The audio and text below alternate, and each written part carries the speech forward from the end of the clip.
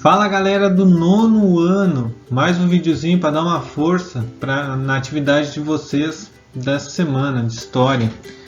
Nós estamos falando agora sobre o segundo reinado, a terceira parte do Império do Brasil. Nós passamos lá por aquele período turbulento do período regencial na atividade passada e agora segundo reinado, o reinado de Dom Pedro II, elevado ao trono aos 14 anos de idade. Você com 14 anos aí, imagina você governando um país inteiro com 14 anos. Pois é, foi isso que aconteceu com Dom Pedro II. Ele, através do golpe da maioridade, do chamado golpe da maioridade, elevaram ele à maior idade, ou seja, ele ser maior de idade, aos 14 anos. Naquela época, o normal já era aos 18. Mas por causa de todas aquelas brigas que estavam acontecendo, disputas políticas no Brasil, resolveu-se que precisava realmente da figura de um imperador e por isso elevaram o Dom Pedro II ao posto de imperador, mesmo ele não tendo completado a maioridade, que era aos 18, mas ele só tinha 14 em 1840, quando ele foi elevado ao cargo de imperador.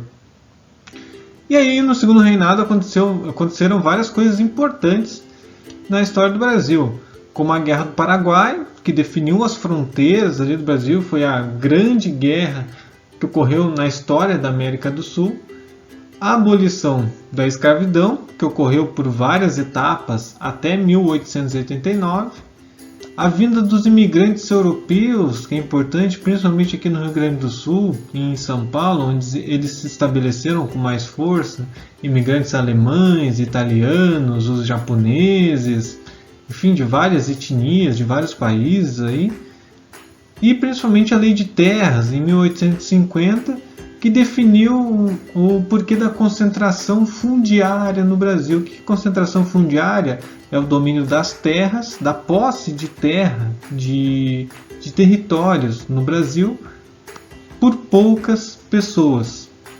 Isso já está lá na Lei de Terras de 1850, que foi a primeira lei feita no Brasil para realmente definir quem era o dono de qual território, por quê, com quais condições, o que a pessoa tinha que ser e tinha que ter para ter um terreno. Lembrando que tudo isso embasado lá na Constituição de 24, que dizia que cidadão só era aquele cara que era homem, branco, rico, alfabetizado, etc. e tal. Então temos aí a Lei de Terras de 1850. Lendo aí todo esse texto, vocês vão responder as questões que vêm na sequência. São essas as questões da atividade de história dessa semana. Primeiro, sobre o golpe da maioridade. Tem ali 4 afirmações, A, B, C e D. Vocês vão marcar a correta. O que foi o golpe da maioridade? Na 2, sobre a Guerra do Paraguai, vocês vão completar as lacunas ali com as informações que aparecem lá no texto sobre a Guerra do Paraguai.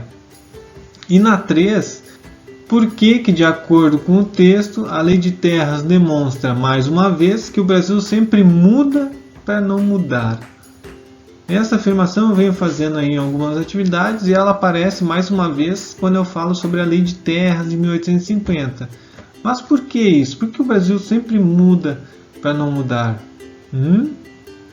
Qualquer dúvida me chama lá no WhatsApp, que eu respondo rapidinho para vocês, certo? Tchauzinho.